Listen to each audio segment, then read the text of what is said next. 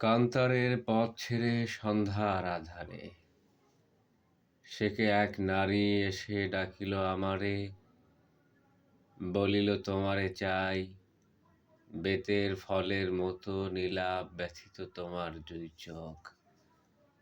খুঁজেছি নক্ষত্রে আমি কুয়াশার পাখনায়, সন্ধ্যার নদীর জলে নামে যে আলোক জোনাকির দেহ হতে, খুঁজেছি তোমারে সেইখানে। ধূসর প্যাঁচার মতো ডানা মেলে অগ্রাণের অন্ধকারে, ধান সিঁড়ি বেয়ে বেয়ে সোনার সিঁড়ির মতো ধানে আর ধানে তোমারে খুঁজেছি আমি নির্জন প্যাঁচার মতো প্রাণে। দেখিলাম দেহ তার বিমর্ষ পাখির রঙে ভরা, সন্ধ্যার আধারে